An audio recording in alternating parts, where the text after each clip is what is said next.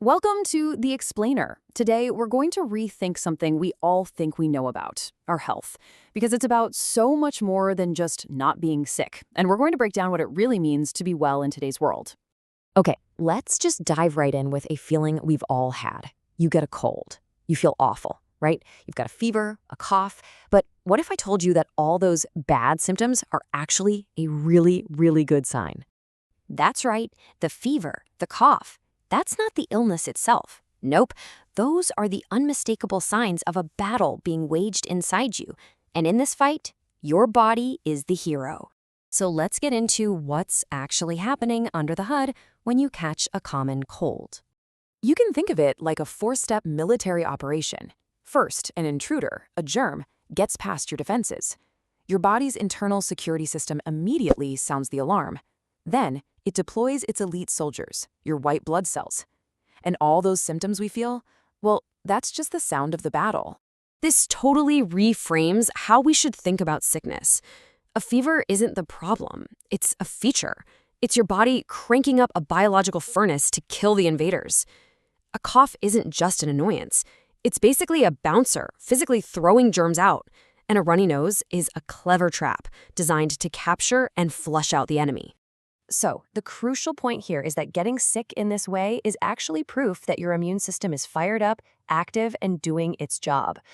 But, and this is a big but, this is just one piece of the modern health puzzle.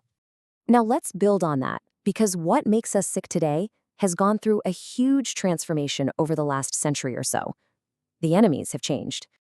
You know, in the past, our biggest health enemies were germs, things that caused diseases like smallpox and polio.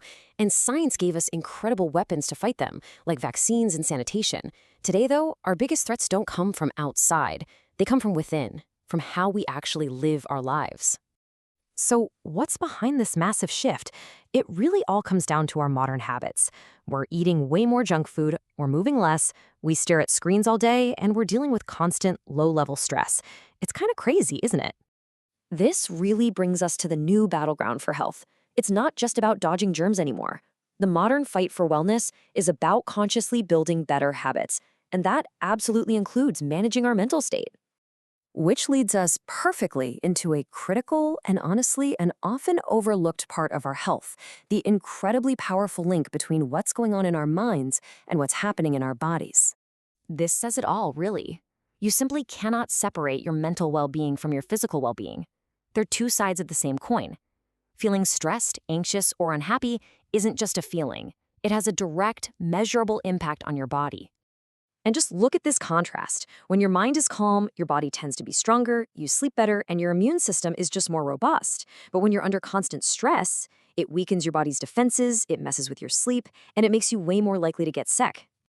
So, managing stress isn't just about feeling better mentally. It is a fundamental practice for keeping your body healthy. You could even say it's just as important as diet and exercise. Okay, so let's put all of these pieces together. We're moving into our final section where we're going to define what it truly means to be healthy in this modern world. It's clearly not just about having a normal temperature or not having a cough. So, what is the complete picture? What's the real answer? For the gold standard, you got to look to the World Health Organization. Their definition is, frankly, profound. The key words here are complete well-being. It's a holistic state, not just the absence of disease. That changes everything. This definition really breaks down into three essential pillars. First, there's your physical health, a strong, well-functioning body. Second, your mental health, a calm, happy, and peaceful mind. And third, your social health, having good, supportive relationships. You need all three. Think about it like this. You could have a person who is technically disease-free, no germs, no symptoms, but if that person feels lonely, sad, and constantly stressed out, are they truly healthy? According to this modern definition, the answer is no. True health is when all three pillars, a strong body, a peaceful mind, and positive social connections, are all working together. And that brings us to our final and maybe most crucial point. Health isn't a destination you arrive at. It's an active daily practice. It's something you do, not just something you have. So the question I'll leave you with is this.